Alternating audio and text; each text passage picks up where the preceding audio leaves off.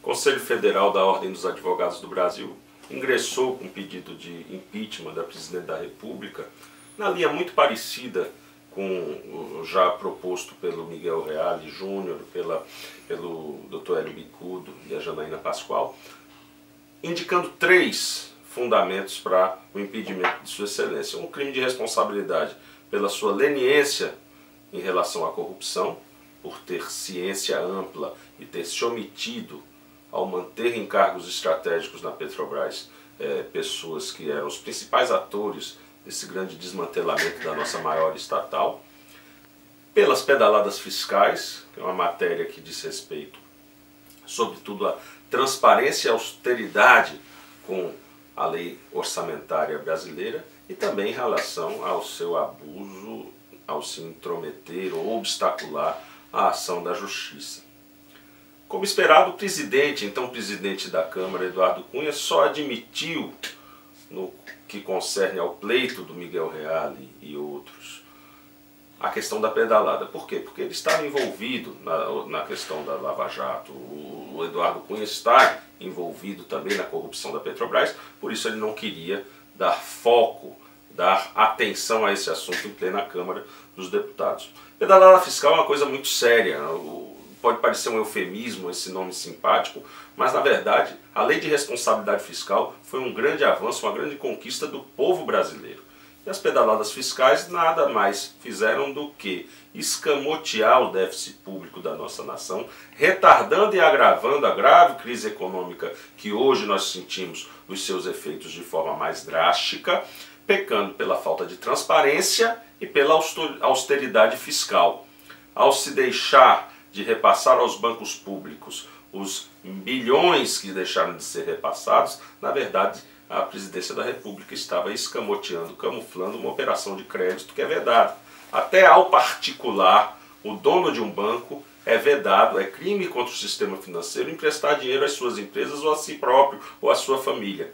A lei de responsabilidade fiscal prevê também como ilícito as entidades federativas, a União Federal no caso, que tem bancos, fazer operações de crédito para fazer face às suas despesas.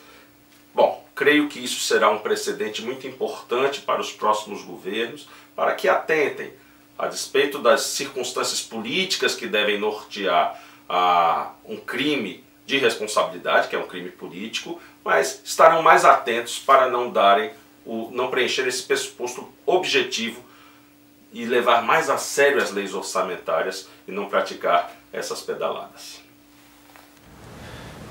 Então, eu tive a oportunidade de examinar os termos da denúncia por crime de responsabilidade número 1 de 2015 e pude constatar que nela há 2 fatos que estão sendo imputados à presidente Dilma, que são exatamente a edição de 6 decretos de suplementação orçamentária e as chamadas pedaladas fiscais. Isso é importante que se diga para estabelecer a moldura do julgamento, né?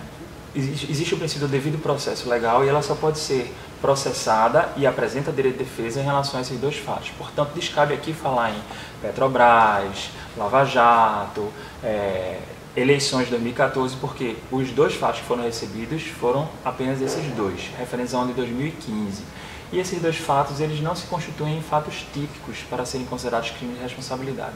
Os decretos de suplementação orçamentária eles são neutros em relação à obtenção da meta de resultado primário, eles não geram gastos e as chamadas pedaladas fiscais elas não são operações de crédito.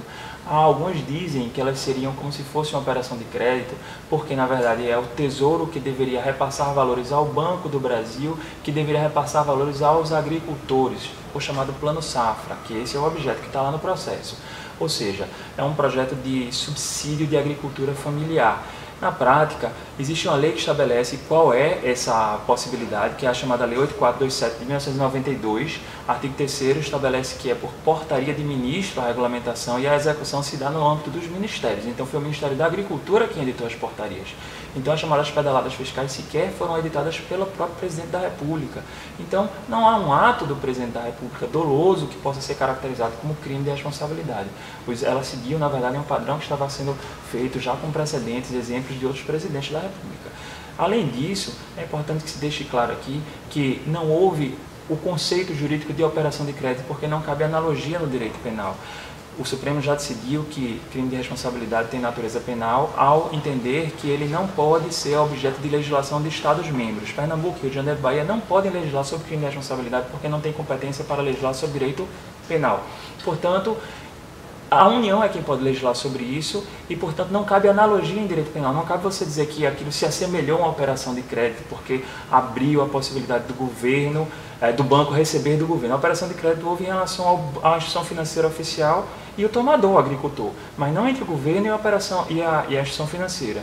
Eu acho que a crime de responsabilidade teria ocorrido se, eventualmente, ela tivesse deixado de fazer o pagamento à agricultura familiar, porque aí teria deixado o povo com fome.